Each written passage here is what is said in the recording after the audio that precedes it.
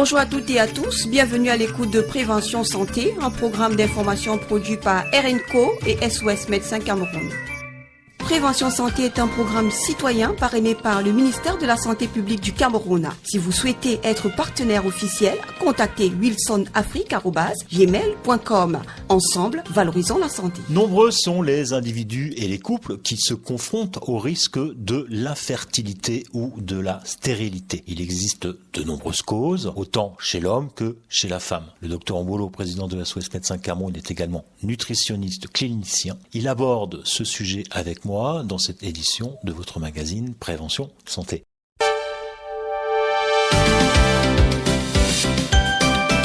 Bonjour Docteur Mbolo, comment allez-vous aujourd'hui? Bonjour Wilson, je vais très bien. J'espère que vous aussi d'ailleurs, vous avez l'air très en forme. Écoutez, en pleine forme. Donc on va pouvoir aborder cette thématique, je pense, qui va intéresser de nombreuses personnes, de nombreux individus, mais également de nombreux couples. Pour commencer, on va aborder ce sujet concernant la différence. Déjà, peut-être que vous pouvez nous expliquer, docteur, entre stérilité et infertilité. Ah oui Wilson, effectivement, c'est une terminologie qui n'est pas souvent très exactement distinguée dans le langage populaire. Globalement, ça renvoie pratiquement à la même notion, c'est-à-dire l'incapacité pour un individu à mener à avoir d'enfants. Maintenant, la stérilité va être définie pour un couple par le fait qu'il ne soit pas à mesure de concevoir ou d'avoir des enfants pendant une année de rapports sexuels non protégés sans contraception. Et donc, la stérilité va beaucoup plus se définir par le fait qu'on n'a pas de chance et qu'il n'y a vraiment pas de chance d'avoir de grossesse, de tomber enceinte. Pourtant, avec l'infertilité, on peut tomber enceinte, mais peut-être que le produit de conception ne peut pas être mené à terme ou ne peut pas survivre. Comment peut-on expliquer, en tout cas diagnostiquer les troubles de la fertilité? On va déjà commencer chez l'homme et puis ensuite chez la femme. Alors, les diagnostics des troubles de la fertilité sont multifactoriels. La plupart du temps, ce sont des causes qui ne sont pas clairement définies. Ça veut dire qu'il n'y a pas vraiment un stratum qui permet de dire qui permet de définir la cause de l'infertilité. Mais lorsque la cause est déterminée, la plupart du temps, chez l'homme, il s'agit des causes parfois malformatives, par exemple des varicocèles qu'on retrouverait dans les testicules, qui sont des malformations, une dilatation des veines des testicules qui va donc créer un climat pas très propice au développement des spermatozoïdes, ou alors ça peut être une infection. Et généralement, dans ce cas, il s'agit des infections sexuellement transmissibles de type gonocoque ou chlamydia ou mycoplasme qui vont donc finalement réduire le passage des spermatozoïdes, créer un obstacle à l'expulsion des spermatozoïdes. Chez la femme, la plupart du temps, à 80-90%, et selon les références, c'est l'infertilité. La première cause d'infertilité secondaire, c'est les infections sexuellement transmissibles, plus précisément l'infection à chlamydia, et puis vient le gonocoque et d'autres. Donc, globalement, pour les causes identifiables, c'est souvent les infections. Les complications d'une infection génitale. En dehors, bien sûr, des causes malformatives. Puis viendront plus tard les causes hormonales. Donc, il faudra voir si le taux d'hormones chez l'homme, la testostérone notamment, ou chez la femme, œstrogène, progestérone, sont sécrétés en quantité suffisante. Si on vous comprend bien, docteur Mbolo, il faut quand même être vigilant concernant les MST. Absolument. C'est pour cela que, surtout qu'il y a des MST qui évoluent à bas bruit de façon insidieuse, comme l'infection à chlamydia trachomatis, infection génitale bien sûr. Ces infections vont évoluer parfois sans bruit, sans symptômes spécifiques, ou alors avec des symptômes pas très bruyants, et puis voilà, aller vers la chronicité, et puis finalement créer une fibrose, une inflammation qui va créer une fibrose au niveau des voies génitales et donc empêcher le processus de fécondation ou de traitement des cellules sexuelles. Il existe de nombreux examens complémentaires pour effectuer un bilan de fertilité. Alors, on va parler peut-être déjà du test post-coïtal qui, si je ne me trompe, est effectué le lendemain d'un rapport sexuel ayant eu lieu vers le 11e ou le 12e jour du cycle. C'est bien ça, docteur? Vous pouvez nous en dire un peu plus à ce sujet et puis peut-être aussi nous parler ensuite du spermogramme pour les hommes. Ce test, le test post-coïtal, comme vous l'avez si bien dit, s'appelle le test de 1 heure. Effectivement, c'est un test qui va permettre de voir a priori le comportement des cellules reproductrices après le rapport sexuel, de voir si la perméabilité, si l'environnement du col de l'utérus, par exemple, ou du vagin, est propice au passage ou à la survie des spermatozoïdes. Bon, c'est un test qui n'est pas très pratiqué qui n'est pas très courant en pratique courante, mais il y a effectivement d'autres examens. Oui, il y a plusieurs examens qui existent finalement. Voilà, il y a le bilan des maladies sexuellement transmissibles qui doit être systématique en cas d'infertilité d'un couple. Et puis, il y a bien sûr le bilan hormonal, comme on l'a dit tout à l'heure, on dose les hormones sexuelles chez l'homme et chez la femme pour voir s'ils sont sécrétés en quantité suffisante. Et bien sûr, pour finir, il y a les explorations anatomo-fonctionnelles, anatomo-physiologiques pour explorer les voies génitales de la femme notamment, ou une échographie testiculaire ou des voies génitales chez l'homme. Alors concrètement, par exemple, si on revient sur le spermogramme, comment ça se passe un spermogramme ? Le spermogramme va être l'analyse des caractéristiques des spermatozoïdes, de la qualité du sperme de l'homme. Donc c'est une étude qualitative et à la fois quantitative. La qualité dans sa structure, dans sa quantité, et puis les spermatozoïdes, on va voir le nombre de spermatozoïdes, est-ce qu'ils sont sécrétés en quantité suffisante, est-ce qu'ils sont de bonne forme, est-ce qu'ils ont une bonne vitalité, etc. Il va se recueillir par masturbation, pour l'homme. L'homme va devoir l'extraire par masturbation, le mettre dans un bocal et qui sera analysé le plus tôt possible, idéalement dans les 30 minutes après le recueil du sperme.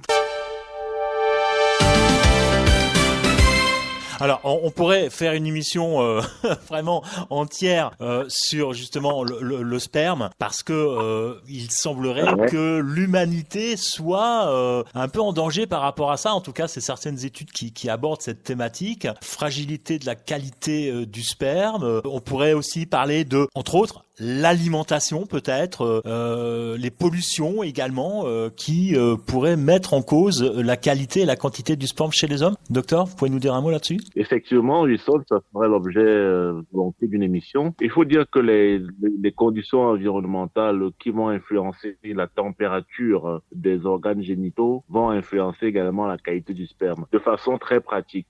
Moi, j'aime souvent dire les pantalons trop serrés, les culottes trop serrées ou trop étroites vont entretenir une chaleur locale qui va, en plus de réduire l'aspiration au niveau des organes génitaux, qui va donc réduire la qualité du spermatozoïde. Autre chose également, c'est le contact avec les radiations, plus précisément le téléphone portable. Notamment les téléphones portables dans la poche. Très mauvaise idée. Les téléphones portables dans la poche, d'autant plus qu'ils sont pratiquement déchargés, qui vont émettre des radiations pas très bonnes pour les organes génitaux de l'homme. Prévention Santé, un programme d'information et de sensibilisation au service des populations. Nos objectifs, vous fournir une information fiable et utile afin de mieux comprendre les enjeux sanitaires et leurs conséquences. Nous aborderons ici les questions que vous vous posez et nous y répondrons de façon concise et claire. Prévention Santé est un programme citoyen parrainé par le ministère de la Santé publique du Cameroun. Si vous souhaitez être partenaire officiel, contactez wilsonafrique@gmail.com. Ensemble, valorisons la santé. Pouvez-vous nous parler de ces troubles de l'ovulation qui empêchent l'ovocyte de pénétrer ou de s'installer dans les trompes et ou qui perturbent, on va dire, la fécondation ou la nidation. La nidation, c'est-à-dire l'installation de l'embryon au tout début de la grossesse.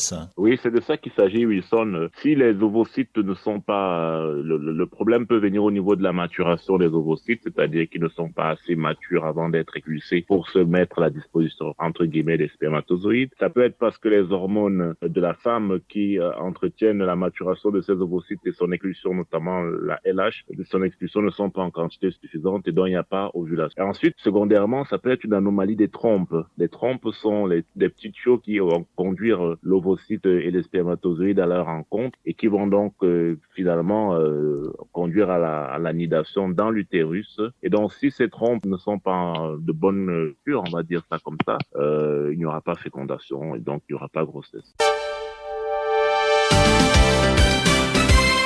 Quels peuvent être les facteurs de risque de troubles de la fertilité chez la femme.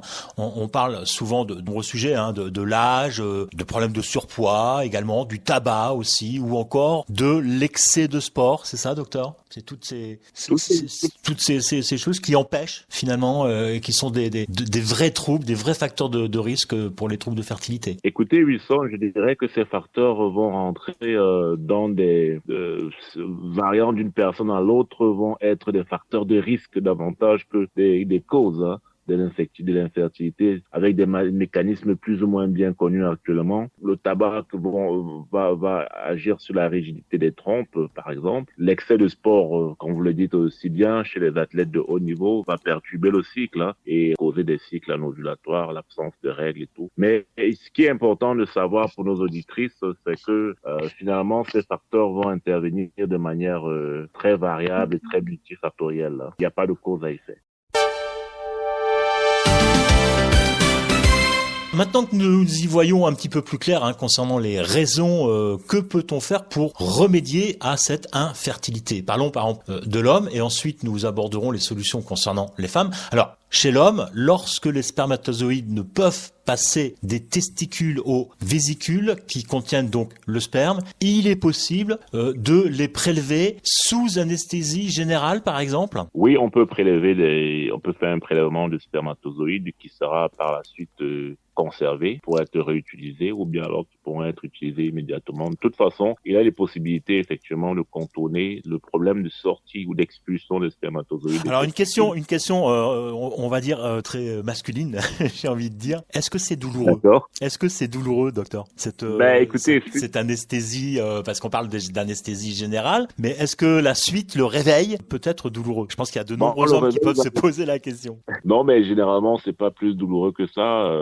C'est comme une intervention, une petite chirurgie, on va dire ça comme ça. Il y a des petites douleurs qui peuvent subsister après, mais rien de bien terrible. Pour un homme, bien sûr. Pour un homme, bien sûr. Et oui, nous ne sommes que des hommes.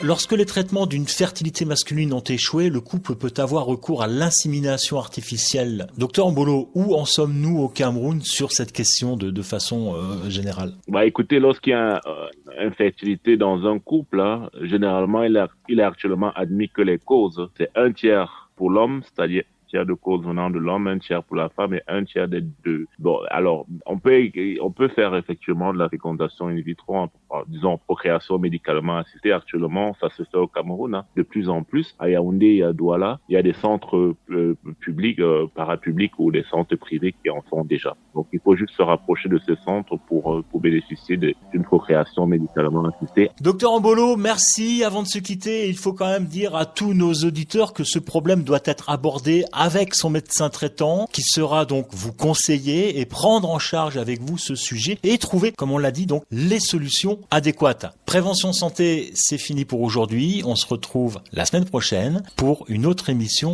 tout aussi informative. Bonne semaine à toutes et à tous et merci beaucoup, docteur Mbolo, et bon week-end à vous. Au revoir. Prévention santé est un programme citoyen parrainé par le ministère de la Santé publique du Cameroun. Si vous souhaitez être partenaire officiel, contactez wilsonafrique@gmail.com. Ensemble, valorisons la santé. Merci à tous les partenaires qui permettent de faire vivre ce programme et plus particulièrement à l'équipe de SOS Médecins Cameroun et à son président, le docteur Mbolo. Si vous avez des questions à poser concernant notre programme, si vous souhaitez nous proposer des sujets, nous sommes à votre écoute. Envoyez un mail à wilsonafrique@gmail.com et nous répondrons à vos questions dans cette émission.